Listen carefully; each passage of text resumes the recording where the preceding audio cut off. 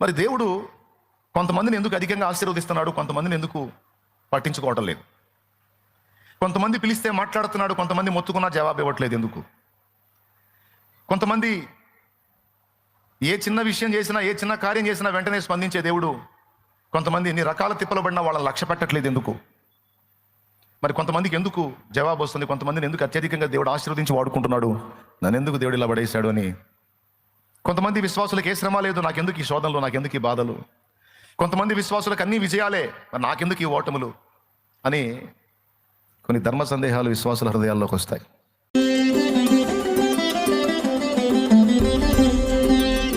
అపోస్తలుడైన పేతురు కొర్నేలి అనే అన్యుని ఇంటికి వెళ్ళి అక్కడ దేవుడు కార్యాన్ని చూసి పలికినటువంటి మాట ఇది. వాస్తవంగా అప్పటిదాకా పేతురు హృదయంలో దేవుడు యూదుల్ని ప్రత్యేకంగా చూస్తాడు, అన్యుల్ని ప్రత్యేకంగా చూస్తాడు. దేవుని హృదయంలో యూదులు వేరు, అన్యులు వేరు. యూదులంటే దేవునికి స్పెషల్ అభిప్రాయం ఉంది, ప్రత్యేకమైన గౌరవం ఉంది. అన్యులంటే దేవునికి హేయభావం ఉంది, ఏహ్యభావం ఉంది అనే ఫీలింగ్ సీమోను పేతురులో ఉండేది. కానీ దేవుడు ఒక దర్శనము ద్వారా సీమోను పేతురుని దర్శించి, క్రీస్తు యేసునందు నాకు యూదులు అన్యులు అనే భేదం లేదు, స్త్రీలు పురుషులు అన్న భేదం లేదు, క్రీస్తు యేసునందు నాకు అందరూ సమానమే. యూదుల్ని ఎలా చూస్తున్నానో యేసునందు అన్యజనుల్ని కూడా నేను అలాగే చూస్తున్నానని దేవుడు తన సంకేతాన్ని తెలియజేశాడు. అప్పటిదాకా అన్యులంటే చీడపురుగుల్లా చూస్తాడు పేతురు, అన్యుల్ని అసహించుకుంటాడు, అన్యుల్ని ఇష్టపడడు.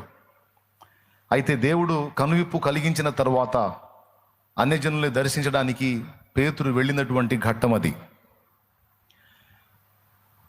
కొర్నేలి అనేటువంటి అన్యుడింటికి పేతురు వెళ్తాడు. వెళ్ళినప్పుడు దేవుడు అన్యుల విషయంలో ఎలాంటి ఆలోచన కలిగి ఉన్నాడో పేతురు గ్రహిస్తాడు. అక్కడికి వెళ్ళిన తర్వాత కొర్నేలి ఇంట్లో ఒక పెద్ద సభే తీరు ఉంటుంది. కొర్నేలి అన్యుడే కానీ దేవుని యందు భయభక్తులు కలిగిన వాడు. యేసు అను నామం గూర్చి ఆయనకు పూర్తిగా తెలియకపోవచ్చు, కానీ యూదులో ఆరాధించేటువంటి యెహోవాను గురించి కాస్తో కూస్తో తెలిసినవాడు. ఆయనను బట్టి ప్రార్థన చేసినటువంటి వ్యక్తి. దేవదూత కొర్నేలికి ప్రత్యక్షమై ఏ మాటల చేత నీవు రక్షణ పొందగలవో ఆ మాటల్ని నీకు అందించే వ్యక్తి యొప్పే ప్రాంతంలో దిగున్నాడు. అతని పేరు సీమోను పేతురు. చర్మకారుడైన సీమోను అనే వాని ఇంటి అతను దిగున్నాడు. నీవు మనుషుల్ని పంపి ఆ సీమోను పేతుని నీ ఇంటికి పిలిపించుకో, అతడు నీ ఇంటికి వచ్చి ఏ మాటల చేత నీవు రక్షణ పొందగలవో ఆ మాటల్ని అతడు నీకు అందిస్తాడని దేవదూత చెప్తాడు. దేవదూత చెప్పిన మాట ప్రకారం కొర్నేలి మనుషుల్ని ఏర్పరిచి పేతురు ఉన్నటువంటి యొప్పే ప్రాంతానికి పంపించినప్పుడు ఇక్కడ కొర్నేలితో మాట్లాడినటువంటి దేవుడు అక్కడ పేతురుతో కూడా మాట్లాడతాడు. నేను నీ దగ్గరకు మనుషుల్ని పంపించాను, వాళ్ళు నిన్ను పిలుస్తారు, వెనకాడకుండా వాళ్ళ వెంట వెళ్ళు, అక్కడ నీవు నా పరిచర్య చేయాలి అని చెప్పి పేతురుతో మాట్లాడతాడు. అప్పుడు పేతురు ఆ మనుషుల వెంట వెళ్ళి కొర్నేలి ఇంట్లో చూస్తే ఒక పెద్ద సభ తీరు ఉంటుంది. అక్కడ సంతోషించి అక్కడ పేతురు పలికిన మాటలే ఇందాక మనం చదువుకున్న మూలవాక్యం. దేవుడు పక్షపాతి కాడని నిజముగా గ్రహించి ఉన్నాను. ఇప్పుడు గ్రహించాడంటే అంతకుముందు పేతురు ఫీలింగ్ ఏంది? దేవుళ్ళలో పక్షపాతం ఉంది అని. యూదులను ఒక రకంగాను అన్యులను ఒక రకంగాను దేవుడు చూస్తాడు అనేది పేతురు ఫీలింగ్. అయితే ఇప్పుడు అది విరిగిపోయింది. దేవుడు పక్షపాతి కాడు, ఆయన అందరినీ సమదృష్టితో చూస్తాడు అని నేను ఇప్పుడు నిజంగా గ్రహించి ఉన్నాను. ప్రతి జనములోనూ ఆయనకు భయపడి నీతిగా నడుచుకుని వానిని ఆయన అంగీకరించును. యూదులని లేదు, అన్యులని లేదు, ప్రతి జనములో కూడా దేవునికి భయపడి, సత్యానికి భయపడి, నీతికి భయపడి, మంచి మనస్సాక్షితో బ్రతికినటువంటి వారిని ఆయన అంగీకరిస్తాడు. వారి మనోనేత్రాలు వెలిగించి వారికి సత్యాన్ని బోధపరుస్తాడు అని పేతురు అక్కడ ప్రస్తావిస్తున్నాడు. ఆ తర్వాత దాన్ని అనుసరించి సీమోను పేతురు వారికి సువార్త ప్రకటిస్తాడు. తర్వాత ఆయన బోధిస్తూ ఉండగా వారందరి మీదికి పరిశుద్ధాత్మ దిగి రావటం, వారందరూ పరిశుద్ధాత్మతో నింపబడిన వారై దేవుని మహిమపరచటం అనే విషయాలు అక్కడ మనం చూస్తాం. అయితే నేను ఆ విషయాలను మీతో పంచుకోవటానికి ఈ వచనాన్ని చూపించలేదు. దేవుడు పక్షపాతం లేనివాడు, అందరినీ సమదృష్టితో చూస్తాడు అనేది నిజమా కాదా అని మిమ్మల్ని అడిగితే, ఇప్పుడు చదివిన వచనం ప్రకారం పేతురు చెప్పాడు, దేవునికి పక్షపాతం లేదు, దేవుడు అందరినీ సమదృష్టితో చూస్తాడు, అందరికీ సమాన కృప అనుగ్రహిస్తాడు అని మీరు ఒప్పుకుంటారు. మరి అట్లయితే, మరి అదే నిజమైతే, మరి దేవుడు కొంతమందిని ఎందుకు అధికంగా ఆశీర్వదిస్తున్నాడు, కొంతమందిని ఎందుకు పట్టించుకోవటం లేదు? కొంతమంది పిలిస్తే మాట్లాడుతున్నాడు, కొంతమంది మొత్తుకున్నా జవాబు ఇవ్వట్లేదు ఎందుకు? కొంతమంది ఏ చిన్న విషయం చేసినా, ఏ చిన్న కార్యం చేసినా వెంటనే స్పందించే దేవుడు, కొంతమంది ఎన్ని రకాల తిప్పలు పడినా వాళ్ళని లక్ష్య పెట్టట్లేదు ఎందుకు? మన దైనందిన జీవితంలో మనం పరిశీలిస్తే, మనం దేవుణ్ణి నమ్ముకున్నాం, మరి కొంతమంది కూడా దేవుణ్ణి నమ్ముకున్నారు, కానీ కొంతమంది ఆశీర్వదించబడ్డట్టు మనం ఆశీర్వదించబడట్లేదు. కొంతమంది ప్రార్థనలకు జవాబు వచ్చినట్టు మనకు జవాబు రావట్లేదు. సేవ చేసే సేవకులతో సహా ఈ ధర్మ సందేహం ఉంది. ఆయన సేవ చేస్తున్నాడు, నేను సేవ చేస్తున్నా, మరి ఆయన చేసే సేవ సఫలం అవుతుంది, సఫలీకృతం అవుతుంది, ప్రతిదీ కూడా నెరవేరుతుంది.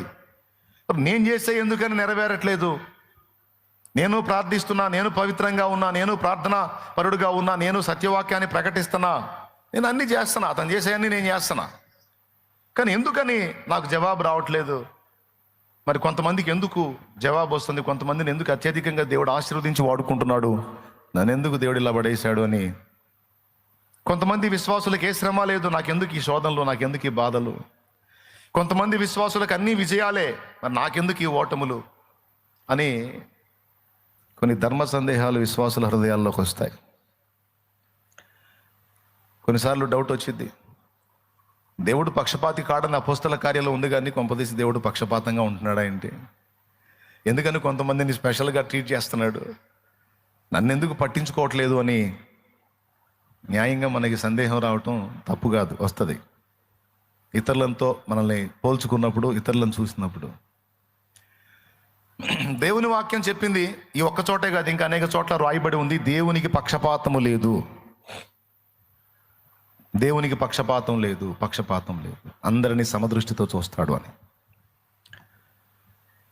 మరి అలాంటప్పుడు ఒక కంట్లో బెల్లం, ఒక కంట్లో సున్నం పెట్టినట్టుగా ఎందుకు చేస్తున్నాడు? కొంతమందిని దీవించినట్టు నన్ను ఎందుకు దీవించట్లేదు? కొంతమంది ప్రార్థన విన్నట్టు నా ప్రార్థన ఎందుకు వినట్లేదు అని ఇత్యాది సందేహాలు అనేక సార్లు మన హృదయాల్లో వస్తాయి.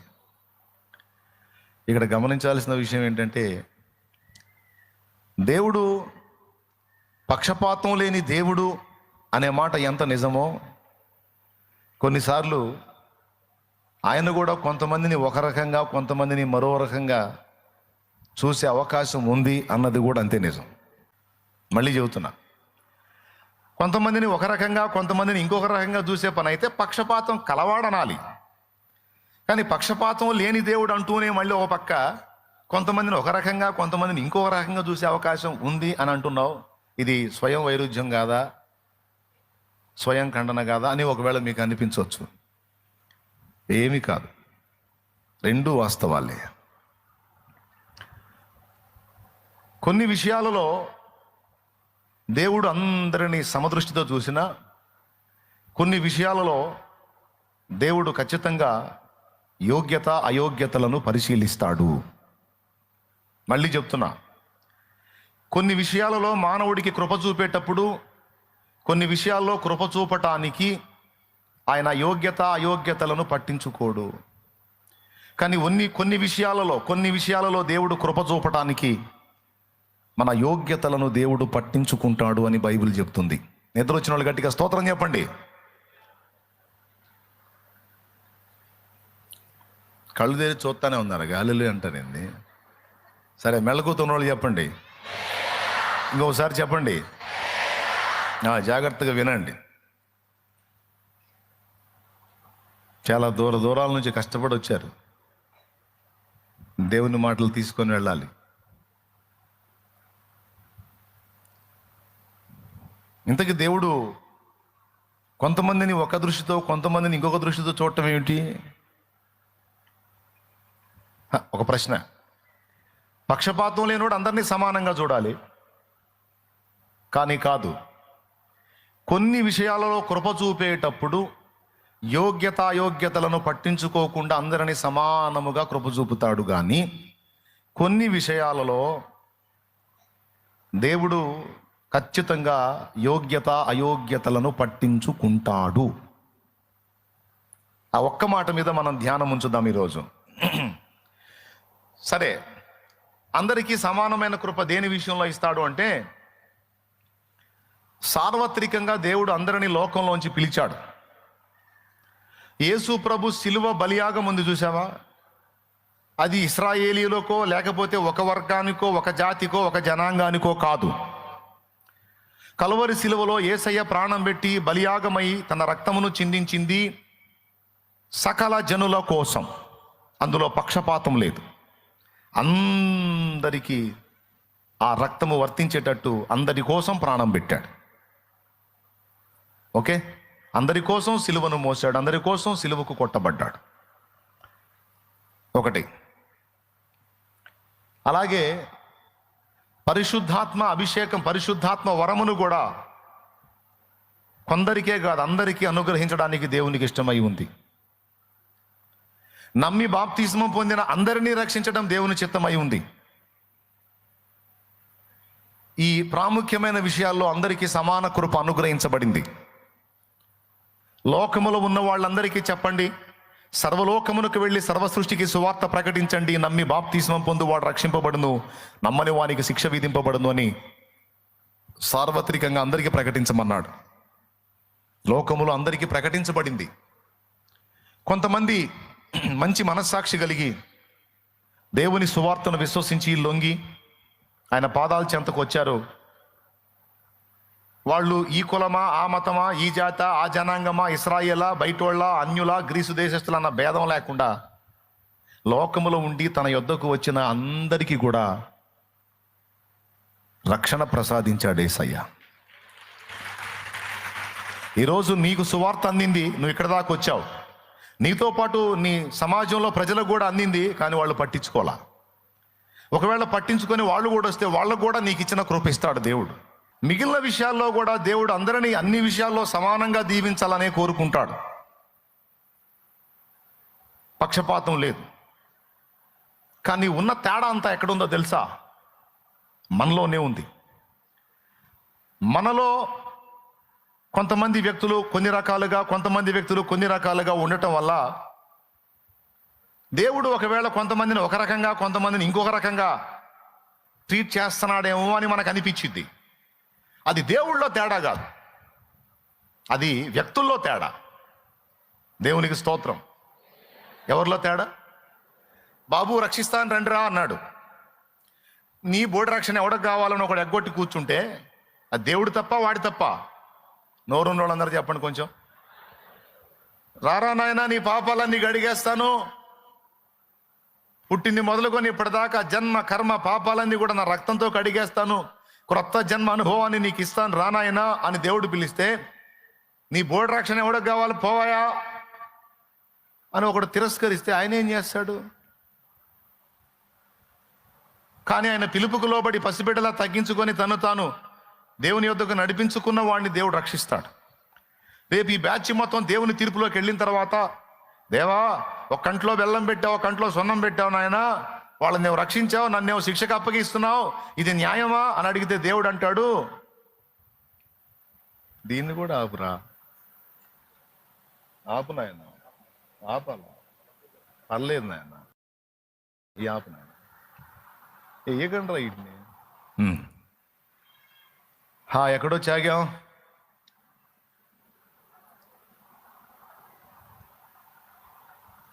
ఏమో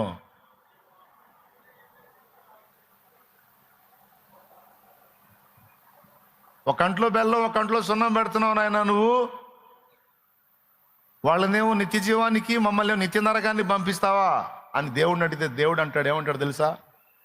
దౌర్భాగ్యుడా, నువ్వు తేడా అయి ఉండి నన్ను తప్పు పడుతున్నావా? నాకు పక్షపాతం లేదురా,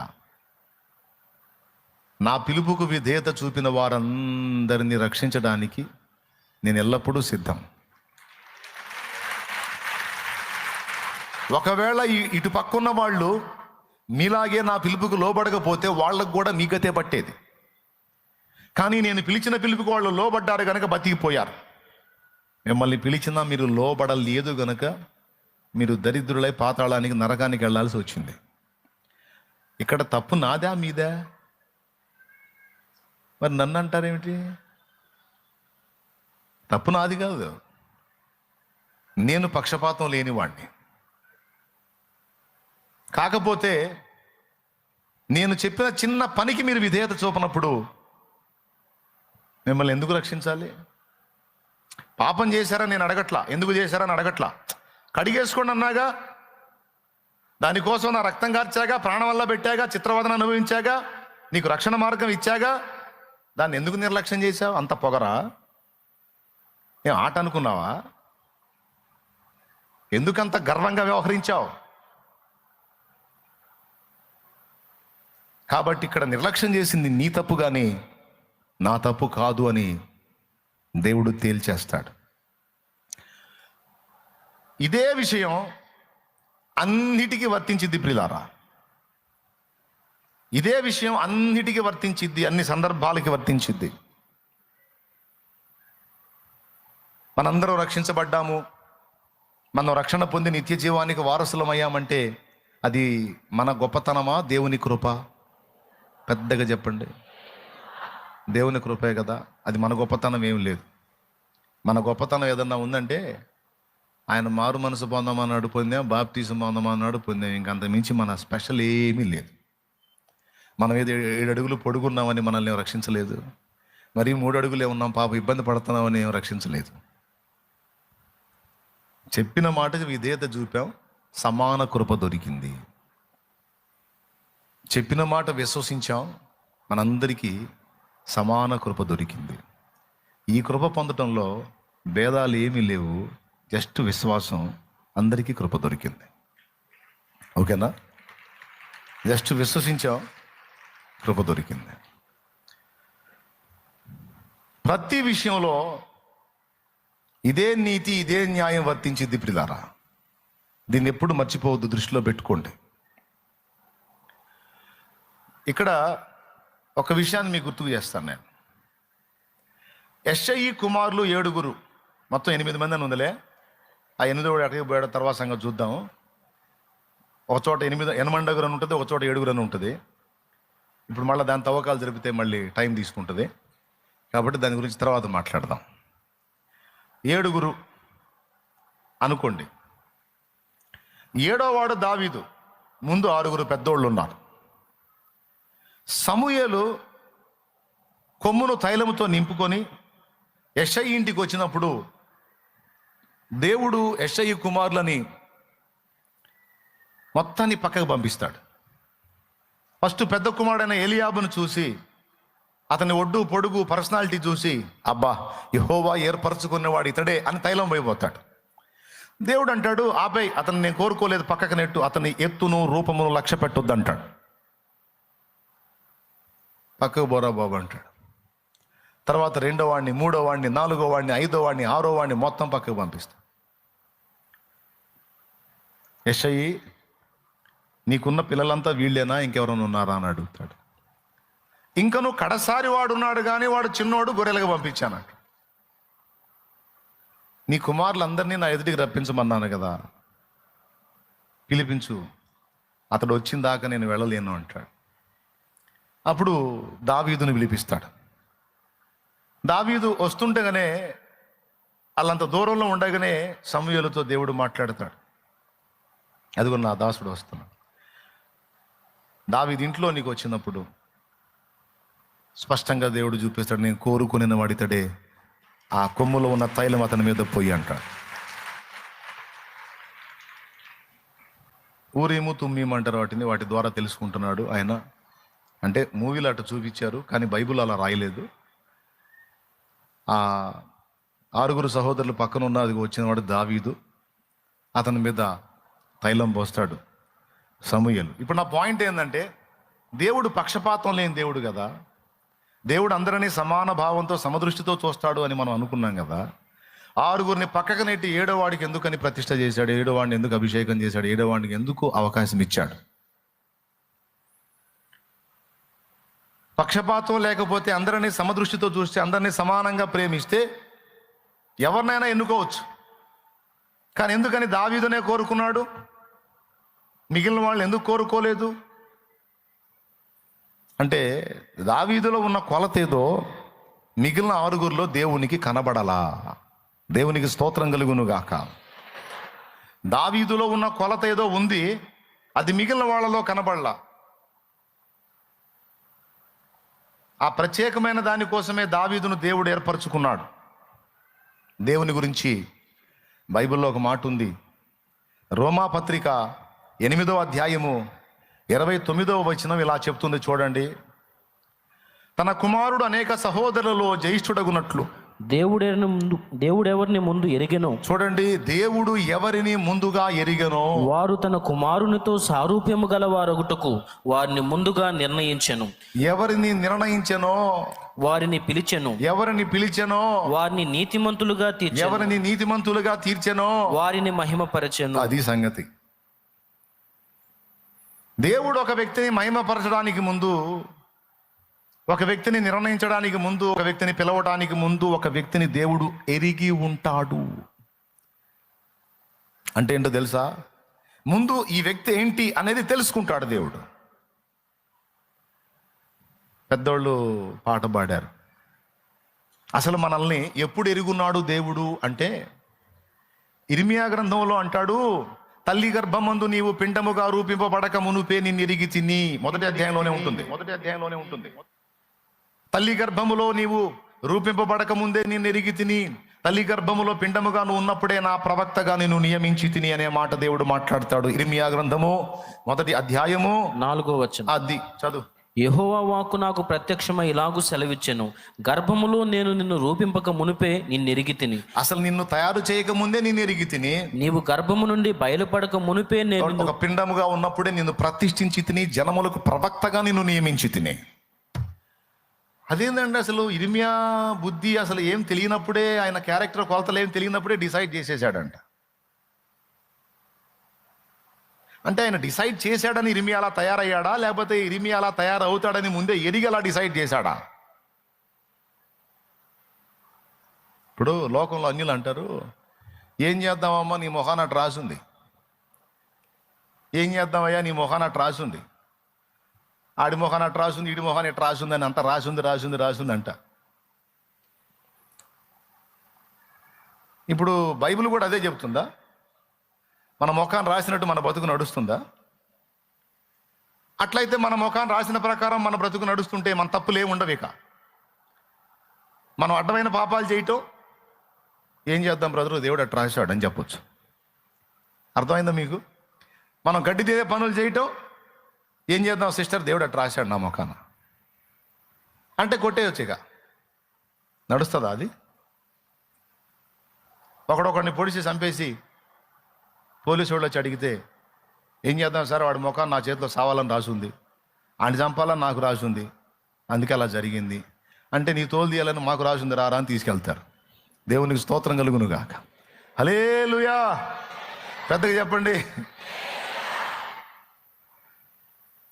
ఇక్కడ జాతకాలు, ముఖాన రాతలు, గీతలు అన్నీ ముందే రాసి ఉంటే మనం చేసే సకల తప్పులకు దేవుడు కారణం అవుతాడు, కానీ మనం కాం. అర్థమైందా? మరి అట్టయితే రాయబడలేదా? అన్నీ ముందే ఎరిగి ఆ ఎరిగినవి రాశాడు, అది జరిగింది. అర్థమైందా? ఆయన రాసినట్టు మన ప్రయాణం కాదు. మన ప్రయాణం ఎలా సాగిద్దో ముందే ఎరిగి రాశాడు. అది రాసిన మాట వాస్తవమే. మన బ్రతుకులన్నీ ముందే గ్రంథస్థం చేయబడిన మాట వాస్తవమే. మాట ఉంది కదా, నియమింపబడిన దినములలో ఒక్కటైనా కాకమునుపే. అంటే నేను పుట్టి భూమి మీదికి రాకమునుపే నా డే 1 గర్భములో ఒక చిన్న అణువుగా లైఫ్ ప్రారంభమైన డే 1 కూడా స్టార్ట్ కాకముందే మొత్తం రికార్డెడ్గా ఉందంట మన లైఫ్ మొత్తం. నీ జీవితంలో నువ్వు ఎన్ని క్రియలు చేస్తావో, ఎన్ని మలుపులు తిరుగుతావో, ఎన్ని పిచ్చి చేష్టాలు చేస్తావో, ఎన్ని మంచి పనులు చేస్తావో మొత్తం రాసి కూర్చున్నాడు అక్కడ. నువ్వు ప్రభువా నేను తేడా పడ్డానంటే అవునా అని ఆశ్చర్యపోయేది ఏం లేదు, నాకు ముందే తెలుసు ఏడవాకంటాడు. దేవునికి స్తోత్రం, హల్లెలూయా. ప్రభువా నేను పాపినాయనా అని నువ్వు ఏడిస్తే నాకు ముందే తెలుసులే, నువ్వు బాధపడవు, కూర్చో సరి చేసుకో అంటాడు. అన్నీ ముందే తెలుసు ఆయనకి. నియమింపబడిన దినములలో ఒకటైనా కాక మునిపే, బైబిల్ తీశారా? 139వ కీర్తన 16వ వచనం. నేను పిండమునై ఉండగా నీ కన్నులు నన్ను చూచెను.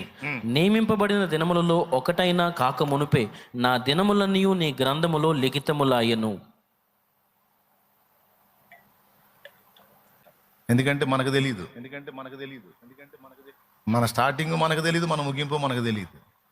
ఈ మధ్యలో ఈ కొద్ది రోజులు నట్టనే, ఇది కూడా నెక్స్ట్ మినిట్ ఏమైతే కూడా తెలియచావద్దు. మళ్ళీ ఏం ఎచ్చులు మనవి, ఇంకో గంటకి ఏమైందో తెలియదు. అయినా సరే అసలు మన మీడియాలో నడమంత్రం మామూలుగా ఉంటుందా? భక్తులు అడిగారు, తెలుపుము నా అంతము నాకు, తెలుపుము నాయువు ఎంతో, తెలుపుము నా అంతము నాకు, తెలుపుము నాయువు ఎంతో, తెలుపుము ఎంతల్పుడనో, తెలుపుము ఎంతల్పుడనో, విరిగి నలిగియున్నాను నేను, విరిగి నలిగియున్నాను. సమాధి కార్యక్రమాల్లో తప్పకుండా వాడతారు ఈ పాట. దేవునికి స్తోత్రం. పెట్టబోతా ఉన్నప్పుడు వెనక్కి ఈ పాట వస్తూ ఉంటుంది, ముందు కానీ వెనక్కి కానీ. ప్రియులారా, మన డే 1 కూడా స్టార్ట్ కాకముందే మన ఎండింగ్ రాసి కూర్చున్నాడు ఆయన. అంటే మనల్ని ఎరుగున్నాడు. ఎప్పుడు ఎరుగున్నాడు? మనం పుట్టక మునిపే. అంటే మామూలే, కొంచెం మహిమ. అసలు ఇంకా ఆశ్చర్యకరమైన విషయం ఏంటంటే, అసలు ఈ జగత్తు పునాది వెయ్యబడక ముందే మనల్ని ఎరుగున్నాడంట. అప్పుడే మనల్ని నిర్ణయించాడంట. మన ఏర్పాటు, మన నిర్ణయం క్రీస్తు యేసునందు ఇప్పటిది కాదు సోదరా. అసలు ఈ విశ్వమే నిర్మాణం కాక మునుపే మనం ఏర్పరచబడ్డాం. నేను చెప్పానా? ఎఫెసీ పత్రిక 1వ అధ్యాయం చెప్పింది. కావాలంటే చూడండి. ఎఫెసీ పత్రిక 1వ అధ్యాయము 6వ వచనం చివరి లైన్. చదువు నాన్న. జగత్తు పునాది వేయబడక మునుపే ప్రేమ చేత ఆయన క్రీస్తులో మనలను ఏర్పరచుకొనెను. అది జగత్తు పునాది వేయబడక మునుపే ప్రేమ చేత ఆయన క్రీస్తులో మనల్ని ఏర్పరచుకొనెను. ఎప్పటిది ఏర్పాటు? భూమికి పునాది వేయబడక ముందే నువ్వు తెలుసంట ఆయనకి. అసలు భూమి పునాది వేయబడినప్పుడు ఆదామే లేడు. ఆదామే లేనప్పుడు ఆదాములో వచ్చిన మానవ జాతే లేదు. అందులో మీ ముత్తాత లేడు, ముత్తాతకు ముత్తాత లేడు, ముత్తాతకు ముత్తాతకు ముత్తాత కూడా లేడు. అసలు మీ తాత లేడు, మీ అయ్య లేడు, నువ్వు లేవు, నేను లేను, మనం ఎవరో లేం. అసలు భూమి మనందరినీ మట్టితో చేశాడు కదా. మట్టే లేనప్పుడు, అసలు ఇదంతా ఏమీ లేనప్పుడే నువ్వు తెలుసంట ఆయనకి. నమ్ముతావా? నమ్మకపోతే ఎగురు, నేను చేసేది ఏముంది, నిజం అది. అప్పుడే తెలుసు నువ్వు ఆయనకి. ఈ రోజు ఏదో స్పెషల్గా నువ్వు తెలియటం కదా, అప్పుడే తెలుసు. ఆనాడే నిన్ను ఎరుగున్నాడు ఆయన. సోదరి, ఆనాడే నిన్ను నిర్ణయించి ఉన్నాడు ఆయన. నువ్వేమవుతావో, నీ మెంటాలిటీ ఏమిటో, నీ సైకాలజీ ఏంటో, నీ ఐడియాలజీ ఏంటో, నువ్వు ఎలా నడుస్తావో, ఎలా ఆలోచిస్తావో, ఎలా ప్రవర్తిస్తావో మొత్తం తెలుసు నా తండ్రికి. అందుకు దావీదు ఆ మాట అంది, నియమింపబడిన దినములలో ఒక్కటైనా కాకమునిపే నా దినములన్నీ నీ గ్రంథములో లిఖితమైపోయినాయి. రాసేసి కూర్చున్నాడు. కాబట్టి ఇక్కడ గుర్తించాల్సింది ఏంటంటే, మిగిలిన 6గురిని ఎందుకు పక్కన పెట్టాడు, దావీదును ఎందుకు ఏర్పరచుకున్నాడంటే, దావీదును ఎరుగున్నాడు దేవుడు. వాళ్ళని ఎరుగున్నాడు, దావీదును కూడా ఎరుగున్నాడు. యాకోబుని ఎరుగున్నాడు, ఏశావును కూడా ఎరుగున్నాడు. అందుకే రోమాపత్రికలో అంటాడు, పిల్లలు ఇంకా పుట్టి మేలైనను కీడైనను ఎరుగక మునుపే నేను ఏశావును ద్వేషించి తిని యాకోబును ప్రేమించి తిని అని దేవుడు అన్నాడు అని రాస్తాడు. కడుపులో ఇంకా పిండాలుగా ఉన్నారు, పెనుగులాడుతున్నారు. చెప్పండి, గట్టిగా చెప్పండి, హల్లెలూయా. బాగానే వింటుందిలే, మళ్ళీ సరిగా ఎందేమో చెబుతున్నానులే. కడుపులో పిండాలుగా ఉన్నప్పుడే వాళ్ళు పెనుగులాడుతూ ఉన్నారు.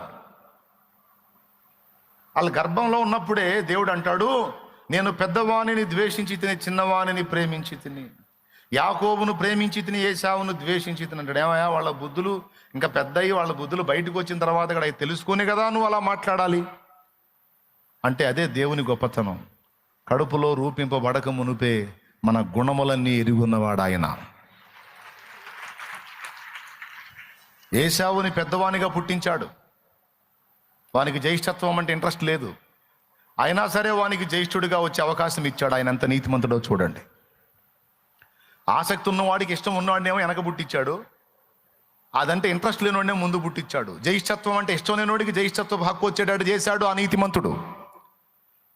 ఇస్కరియోతు యోధా చేతిలో సొమ్ము సంచి ఉంచినట్టు వీడేం దొంగ బుద్ధి. ఎవరెవరు ఇచ్చినవన్నీ ఆ సంచిలో వేసి ఆ సంచిలోంచి ఈ సంచిలో వేసుకుంటాడు. అలాంటి వాడికి సంచి ఇచ్చాడు ఆయన, సొమ్ము సంచి. ఆయన మనసు అది. జ్యేష్ఠత్వపు హక్కు వాస్తవంగా యాకోబుకు రావాల్సింది, కానీ ఏశావుకు వచ్చేటట్టు చేశాడు. ఎందుకంటే కడుపులో ఇద్దరు కవలలు ఒకేసారి గర్భంలో ఉన్నారు. జస్ట్ సెకండ్స్ తేడా, ఒకడు ముందు వచ్చాడు, తర్వాత ఒకడు వెనక్కి వచ్చాడు, అంతే. ఇద్దరు ఈక్వల్, ఇద్దరి బర్త్డే ఒకటే. కానీ జ్యేష్ఠత్వపు హక్కు ఏశావుకు వచ్చేటట్టు చేశాడు. ఆయనకి తెలుసు వాడు దాన్ని అమ్మేస్తాడు, చిక్కుడుగాయల కూరకు అమ్ముకుంటాడని తెలుసు ఆయనకి. నేను ఆశీర్వదించి ఇచ్చిన ఈ హక్కుని, జ్యేష్ఠత్వ హక్కుని ఈడు చిక్కుడుగాయల కూర కంటే హీనంగా చూస్తాడని తెలుసు ఆయనకి. అందుకే నేను చిన్నాడిని ప్రేమించాను అన్నాడు. ఎందుకు తెలుసా? కూర కోసం వాడు జ్యేష్ఠత్వ హక్కును అమ్ముకుంటే, ఆ జ్యేష్ఠత్వ హక్కు కోసం వీడు కష్టపడి వండుకున్న కూరను కూడా అప్పచెప్పే టైపు. నా వరమును, నా ఆశీర్వాదమును ప్రేమించే మనసు చిన్నవాడైన యాకోబులో ఉంది. దాన్ని ద్వేషించే మనసు, దాన్ని లక్ష్య పెట్టని మనసు ఏశావులో ఉంది అని ముందే ఎరిగి, నేను యాకోబును ప్రేమించి తిని, ఏశావును ద్వేషించి తిని అన్నాడు. ఎప్పుడు ఎరుగున్నాడు మనల్ని? జగత్తు పునాది ఏం ఎరుగున్నాడు? మనం ఎన్ని తరాలు గడిచిన తర్వాత ఏ తరంలో పుడతామో, అప్పటికి ఎన్నో సంవత్సరం అయ్యో, 1990లో పుడతామో, 2000లో పుడతామో, 2010లో పుడతామో, మొత్తం తెలుసు.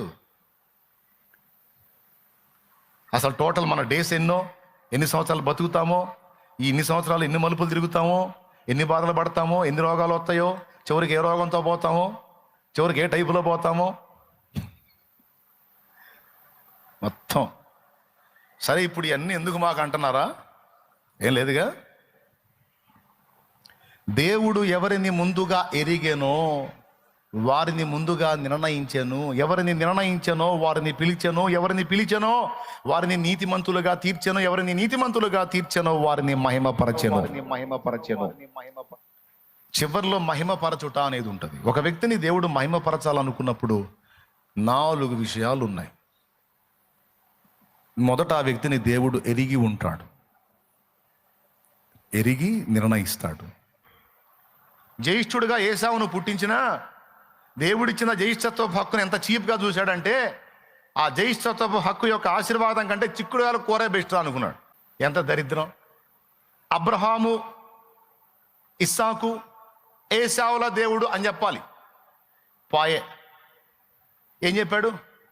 నేను అబ్రహాము, ఇస్సాకు, యాకోబుల దేవుడు అన్నాడు.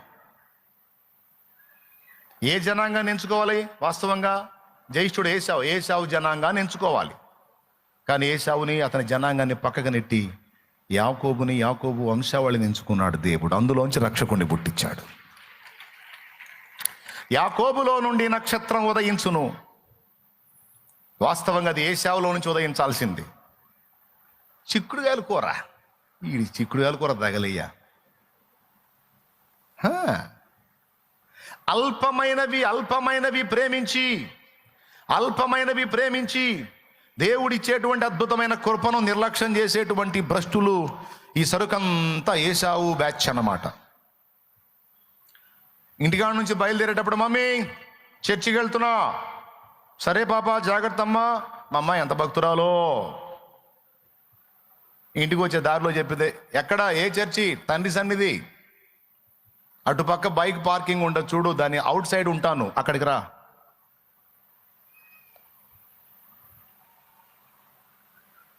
ఎటు రావాలి? అటు పక్కకి ఫలానా వైపు నుంచి రావచ్చు. త్వరగా రాబ్బా, నేను ఎక్కువసేపు ఉండలేను. ఈ తండ్రి సన్నది వాళ్ళు రోడ్ల అమ్మడి తిరుగుతూ ఉంటారు. ఇదంతా చిక్కుడుగాయల కూర సరుకు. చిక్కుడుగాయల సరుకు. ఏం సరుకు? చిక్కుడుగాయల కూర సరుకు. ఒక పూట కూటి కొరకు జయిష్టత్వపు హక్కును అమ్మేసుకునే భ్రష్టుల సరుకు ఇది. వాళ్ళ గుండెల్లో భయం కూడా ఉండదు. మళ్ళీ దేవుని ఎరిగిన వాళ్ళు, దేవుణ్ణి నమ్ముకున్న వాళ్ళు, ఫ్యామిలీ మొత్తం క్రైస్తవ కుటుంబం. అరే రే రే రే, నేను అన్య సమాజంలో దేవుని మందిరం ఉంది, అక్కడికి వెళ్ళి చీకట్లో చిందులేస్తే, ఈ నీచమైన ప్రవృత్తిని కనపరిస్తే, నా దరిద్రపు వ్యవహారాన్ని చూసి, నేను ప్రవర్తించే తీరును చూసి అక్కడ ఉన్న అన్యజనులు నాశనం అవుతారే, నశించిపోతారే, వాళ్ళు దేవుణ్ణి దూషిస్తారే అని ఈ దౌర్భాగ్యురాలికి కానీ, ఈ దౌర్భాగ్యుడికి కానీ సిగ్గు, శరం, ఒక నీతి, నియమం, ఒక భయము, భక్తి ఉండదు. ఇది భ్రష్టుల సంతతి. ఇది వ్యభిచారపు బ్రతుకులు. ఇది ఏశావు సంతతి. ఇది ఏ సంతతి? ఇది ఏశావు సంతతి. ఇది అరే, నన్ను చూసి ఆత్మలు నశించిపోతాయే, దేవుని మందిరాన్ని, దేవుని పరిశుద్ధ స్థలాన్ని, దాని పవిత్రతని నేను గౌరవించాలే, సన్మానించాలే. జీవము గల దేవుని చేతిలో పట్ట భయంకరమే, విచ్చలవిడి జీవితం నా నాశనానికి కారణమే, అయ్యో నేను ఇలా బ్రతకూడదే అనే భయము, వీసుమంతా కూడా లేని బరితెగింపు బ్రతుకులు.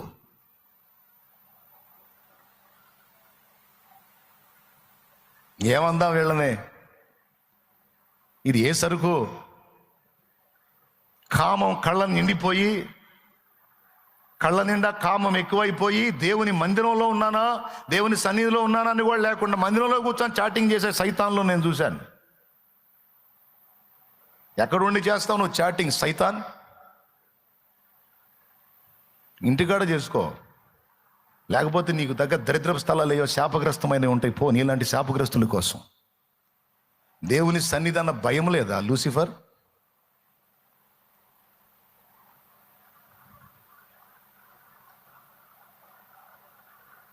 బజారులో నిలబడి బజార్లో తిరుగుతూ మాట్లాడుతూ ఉంటారు. వాళ్ళే ఓస్తారు, అన్యజనులు ఓస్తారు. ఇదిరా క్రైస్తవ్యం అంటే, ఇదిరా యేసు ప్రభు అంటే. దేవుడిని అడ్డం పెట్టడం, ఇట్లాంటి దిక్కుమాలను పనులు చేయటం, ఇదిరా వీళ్ళ సంబడం అని వాళ్ళు నాశనం అవుతారు. ఇక వాళ్ళు దేవుని దగ్గరికి రాలేరు కదా ఇట్లాంటి దరిద్రులను చూసి. ఆ దరిద్రుల కోసం ఇట్లాంటి దరిద్రులు తయారయ్యేది. వాళ్ళు దరిద్రులే, ఇల్లు దరిద్రులే. ఇక ఆ దరిద్రులు ఎప్పటికీ దేవుని దగ్గర రాకుండా ఇట్లాంటి దరిద్రులు కనపడుతుంటారు. వాళ్ళ కళ్ళకి, వాళ్ళ కళ్ళు కూడా మంచివాళ్ళు కనపడరు. పద్ధతిగా మారు మనసు పొంది, ఆ పాపాన్ని వదిలిపెట్టి, ఆ వ్యభిచారం వదిలిపెట్టి, ఆ తాగుడు వదిలిపెట్టి, ఆ పద్ధతులన్నీ, ఆ దరిద్రపు అలవాట్లన్నీ మార్చుకొని మంచిగా బతికే పరిశుద్ధులు కనపడరు ఆ దరిద్రులకి. రాత్రులు చీకట్లో మాట్లాడుతుంటారే, చీకట్లో చిందులేస్తారు, వీళ్ళు కనపడతారు వాళ్ళకి. వాళ్ళు ఇంకా నాశనం అయిపోవటానికి. ఏమైనా అర్థమైందా మీకు చెప్పింది? నేను అంటాను, ఇది ఏళ్ళ దరిద్రం కాదు. ఏళ్ళ దరిద్రం సగం అయితే వాళ్ళ దరిద్రం డబలు. ఇదంతా చిక్కుడుగాయల సరుకు. ఏ సరుకు? మరి వీళ్ళు ఎట్లా బాగుపడతారు, ఎట్లా దీవించబడతారు, శపింపబడరా? వచ్చింది ఎక్కడికి? జీవం గల దేవుని సన్నిధికి. అడ్డం పెట్టింది ఎవరిని? దేవుణ్ణి. అడ్రస్ ఏది? దేవుని సన్నిధి. చేసింది ఏంది? పాపం. ఇంత భయం ఉందా? ఇంత భయం.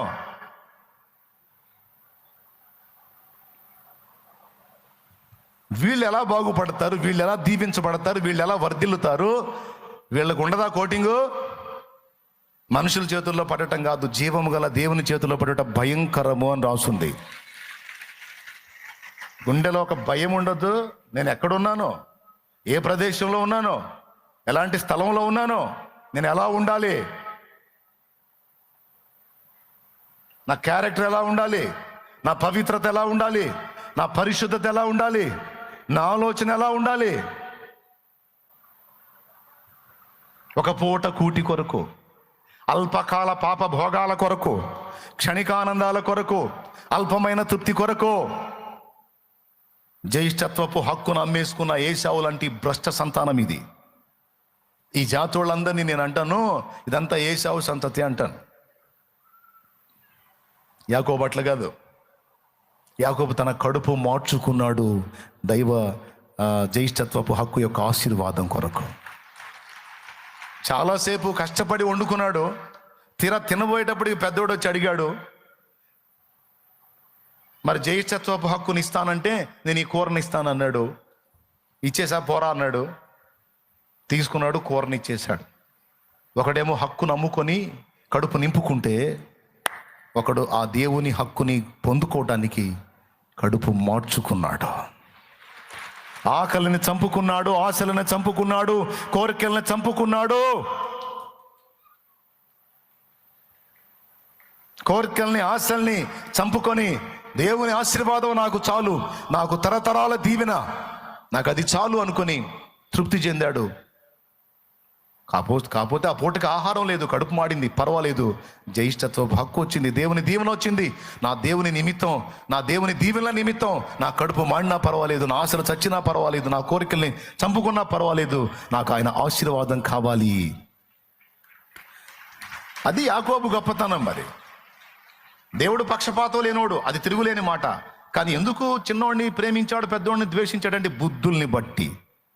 దేన్ని బట్టి చెప్పండి, నోరు తెరిచి చెప్పండి. మరి తప్పదు, అక్కడ పక్షపాతం చూపించినట్టే ఉంటుంది, కానీ పక్షపాతం కాదు, న్యాయ తీర్పది. న్యాయ తీర్పు అండి అది.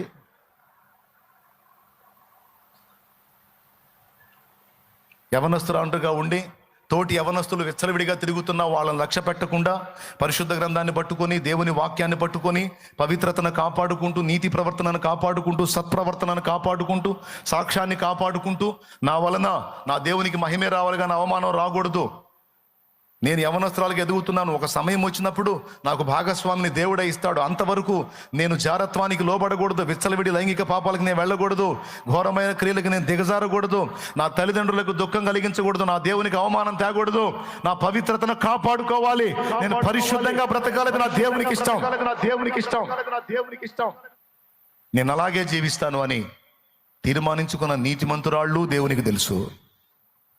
అలా దేవుని కోసం నీతి నియమాలు కలిగి బ్రతుకుతున్న పరిశుద్ధురాళ్ళు దేవునికి తెలుసు. పాపాన్ని అసహించుకొని పవిత్రతను ప్రేమించి క్షణకాలపు ఆనందం కాదు, నా దేవుడిచ్చే శాశ్వత దీవెన నాకు, నా ఇంటి వారికి, నా కుటుంబం అంతటికి కలుగునట్లు నేను నా దేవుని ఎదుట నీతి ప్రవర్తన కలిగి ఉంటాను అన్న నీతిమంతురాళ్ళు తెలుసు.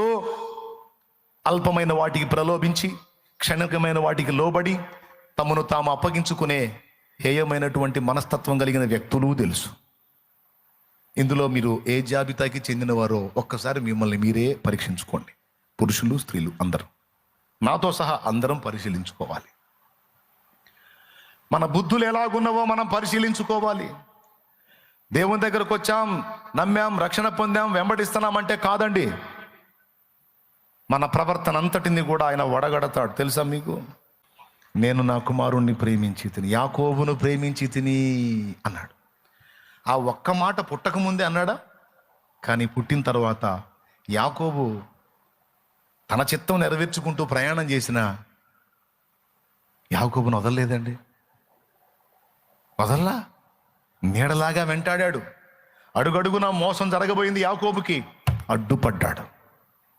మనం అనుకుంటాం యాకోబుని నెగిటివ్గా అనుకుంటాం. యాకోబు మోసగాడు, ఏశావు మంచోడు, ఏశావుకి అన్యాయం చేశాడు అంటాం. తప్పు. ఏశావే తేడాగాడు. ఈరోజు చెప్తున్నాను నేను, నిజంగా ఏశావే తేడాగాడు. ఎందుకు చెప్పు? తమ్ముడికి అమ్మాడా లేదా? చిక్కుడుగాయల కూరకి జ్యేష్ఠత్వపాకు అమ్మాడా లేదా? అమ్మాడా లేదా? ప్రమాణం చేశాడా లేదా? మరి నాన్న పిలిచినప్పుడు, నా పెద్ద కుమారుడైన ఏశావు, వేటాడి మాంసం తీసుకొని రారా, నిన్ను పితరుల దగ్గరికి చేర్చబడుతున్నాను, నేను కొనిపోబడక మునుపు నిన్ను దీవిస్తాను నా కుమారుడా, పెద్ద కుమారుడుగా నీకు రావాల్సినటువంటి జ్యేష్ఠత్వపు హక్కు, ఆశీర్వాదాలన్నీ, ఆ దీవెనలన్నీ నీకు ఇస్తారా నాయనా అని పిలిచినప్పుడు వీడేం చెప్పాలి? ఏం చెప్పాలి? ఏశావు ఏం చెప్పాలి? డాడీ, నేను తేడా పడ్డాను డాడీ, ఒకరోజు ఆకలైంది, ఆకలికి కడుపు మంట అణుచుకోలేక, శరీర వాంఛని చంపుకోలేక తొందరపడి మరి చిక్కుడుకాయలు కూరకి, మరి పెద్ద కుమారుడిగా నాకు వచ్చినటువంటి జ్యేష్ఠత్వపు హక్కుని చిక్కుడుకాయలు కూరకి, ఆ ఎర్రని కూరకి అమ్మేసుకున్నాను. ఇప్పుడు జ్యేష్ఠుడిని నేను కాదు, అబ్బాయి ఉన్నాడు కదా యాకోబు, వాడు జ్యేష్ఠుడు, వాడు పాపం వెల చెల్లించి కొనుక్కున్నాడు, నేను వెల తీసుకొని అమ్మేశా, కాబట్టి జ్యేష్ఠుడుగా నీ దీవెనలన్నీ వాడికే దక్కాలి డాడీ అని చెప్పాలి కదా. వీడు చెప్పాలా లేదా? పెద్దోడు చెప్పాడా? నిన్ను దీవిస్తారా నా కుమారుడు అనగానే ఆడికి ఏదో అమ్మా కానీ దీవెనలన్నీ నేనే కొట్టేద్దామని పోయాడు. చూడండి ఎవరు మోసగాడు, యాకోబా ఏసావా? ఇది ఎవరు చూశారు? దేవుడికి తెలుసుగా. వీళ్ళ సంభాషణ రిబ్కా చెవిన పడేటట్టు చేశాడు. ఆ రిబ్కా మనసులో కూడా ఏసావు అంటే తక్కువ ప్రేమ, యాకోబు అంటే ఎక్కువ ప్రేమ. ఆశ్చర్యం అదే. ఆ ప్రేమ ఆమెకి ఎట్లా పుట్టింది? దేవుడే పుట్టించాడు. దేవునికి స్తోత్రం. అప్పుడు ఎందుకంటే ఫస్ట్ నుంచి వాడు పెడద్రం, అమ్మ చెప్తే వినడోడు. పెళ్ళిళ్ళు కూడా అంతే చేసుకుంటాడు. మీరు తర్వాత చూడండి, ఆదికాండం ఇంటికి పోయి చదవండి. పెళ్ళిళ్ళు కూడా ఆమె ఇష్టపడ్డా చేసుకోడు, అంత వాడిష్టమే. మహాతల్లులు తెచ్చి కొలువు పెడతాడు కొంపలో. వాళ్ళ దెబ్బకి దండం పెట్టింది రెబకా యాకోబుకి. ఒరే బాబా, ఆ దరిద్రుడు ఎవరెవరినో చేసుకొని తీసుకొచ్చి ఇల్లంతా పంచాయతీ చేసి పెడుతున్నాడు, నువ్వు అలా చేయొద్దురా బాబు, పో నా పుట్టింటికి పో, మీ మేనమామ దగ్గరికి పో, నా రక్త సంబంధులు ఉన్నారు అక్కడ, ఏదైనా అవకాశం ఉంటే అక్కడే నీకు దేవుడు దయ చూపిస్తాడు, పో నాయనా అని రెబ్కా ఇస్సాకు ఇద్దరు కలిసి యాకోబు చెబుతారు. ఇంటికి పోయి చదవండి. ఈ పెళ్ళిళ్ళు పెడగానే చేసుకున్నాడు. ఇది ప్రవర్తన పెడే, అంత శరీరాన్ని అణుచుకోలేని వ్యవహారం, చిక్కుడుకాయల కూర వ్యవహారం. ఈ సరుకంతా కూడా ఏశావు సంబంధులు అన్నమాట. గుర్తుపెట్టుకోండి. మోసం చేసింది యాకోబు కాదు, ఏశావు. దీవెనలు కొట్టేద్దామని పోయాడు. రెబ్కా విందే, యాకోబుని పిలిచింది. ఒరే ఎట్రా, నీకు నేను కూర వండిస్తా, మీ నాన్నకు తీసుకెళ్ళి ఆ ఏశావు గారిని దీవిస్తాడంటున్నాడు. ఆ రోజు నువ్వు కష్టపడి కూర వండుకున్నావుగా, అది తీసుకొని అమ్మేశాడుగా, ఇప్పుడు హక్కుదారుడు నువ్వుగా, పెద్దోడు నువ్వుగా, నీకు కదా దక్కాల్సింది. ఆడొస్తున్నాడు, మళ్ళీ ఆడు మోసం చేస్తున్నాడు. నేను పో, నీకు రావాల్సింది న్యాయంగా నువ్వే పొందుకోపో అన్నాడు. మమ్మీ, మా బిజినెస్ మాకు తెలుసు, అయ్యకు తెలియదు. నేను పోయి నన్ను దీవించంటే తిడతాడు, నేమోను. కాదురా, ఆయన కళ్ళు కనపడట్లా, పెద్ద వయసు వచ్చింది, నీకెందుకు, నీ కూర రెడీ చేసి ఇస్తా, ఆ కూర తీసుకెళ్ళు, ఎవరు నువ్వు అంటాడు, నీ పెద్ద కుమారుడైన ఏశావు నన్ను. గొంతు గుర్తుపట్టాడా? పట్టించుకోలే పోరా. సరే గొంతు తీసేయి, ఏదో జలుబు చేసింది, అబ్బాయి స్వరం మారింది అనుకోవచ్చు. దగ్గరకు వచ్చిందని దగ్గరకు రమ్మని తడివి చూస్తే వాడికేమో ఒంటి నిండా రోమాలు ఉన్నాయి, నాదేమో ఫినిషింగ్ బాడీ. పొరపాటున నన్ను టచ్ చేశాడు అనుకో, నా బాడీ మీద రోమాలు కనబడలేదు అనుకో, దీవెనకు బదులు శాపాలు పెడతాడే. అమ్మ, ఎందుకు వచ్చిన గొడవ, పెద్ద ఆయన చేత శాపాలు పెట్టించుకోవడం అవసరమా అంటే, దానికి కూడా నేను ప్లాన్ వేస్తాను ఆగురా అని మేక వెంట్రుకలు తీసుకొచ్చి అతని చేతుల మీద పెట్టి వాటిని కట్టి కూర ఇచ్చి, నీకెందుకు, నీకేం కాదు పో అని పంపిస్తే పోతాడు. ఇస్సాకు ఎవరో అని అడుగుతాడు. నీ పెద్ద కుమారుడైన ఏశావుని అని చెప్తాడు. అంటే పెద్దోడనే చెప్తాడు. మరి వాని హక్కే ఆయనకు వచ్చింది, తప్పే ఉంది, వాని హక్కే కదా. నీ పెద్ద కుమారుడైన ఏశావుని అంటాడు. ఎందుకంటే దేవుడు ఇక్కడ కేసు రాయలా, అది నా పాయింట్. ఏశావా, స్వరం ఏంది అలా ఉంది? ఏశావునే తండ్రి, దగ్గరకు రా అంటాడు. దగ్గరకు వస్తే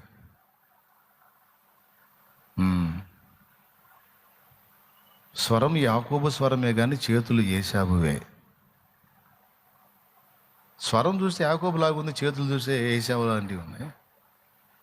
సరే ఇవన్నీ నాకెందుకు, దగ్గరకు రా నా కుమారుడు అని దగ్గర పిలుచుకొని ఆయన వస్త్రాలు వాసన చూస్తాడు. యాకోబు వస్త్రాలు వాసన చూస్తాడు. ఎందుకంటే తన నిర్ణయం మీద ఇస్సాకు డిపెండ్ అవ్వడం. దేవుడు ఆశీర్వదించిన వాని దగ్గర ఒక సువాసన ఉంటుంది. అది వీడి దగ్గర ఉందా లేదా? వీడు పెద్దోడో చిన్నోడో నాకు అనవసరం.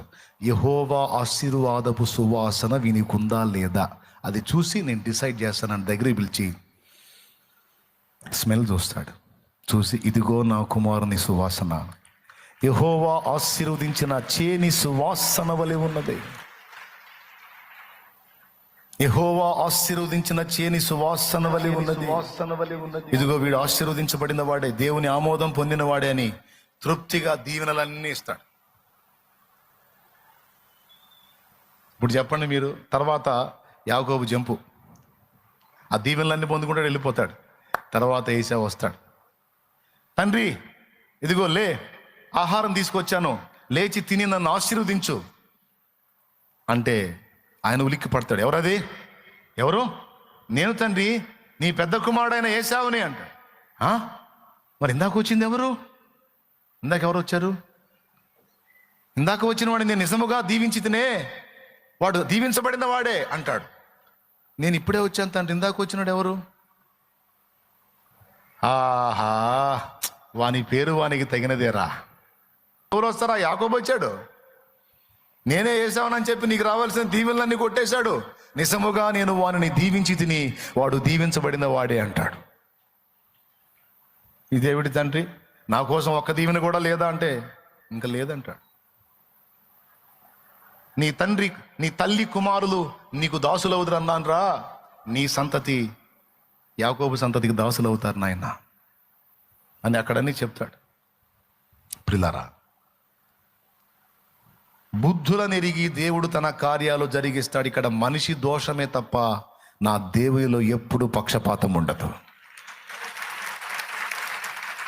ఆశీర్వాదానికైనా, శాపానికైనా, దీవెనకైనా, దరిద్రానికైనా మన వ్యక్తిత్వం, మన క్యారెక్టర్, మన బుద్ధికే సంబంధించిన విషయం. కానీ ఆ నీతిమంతుడు, ఆ నిరపరాధి, ఆ నిర్దోషి, ఆ ప్రేమామూర్తి అందరినీ సమభావంతో చూస్తాడు.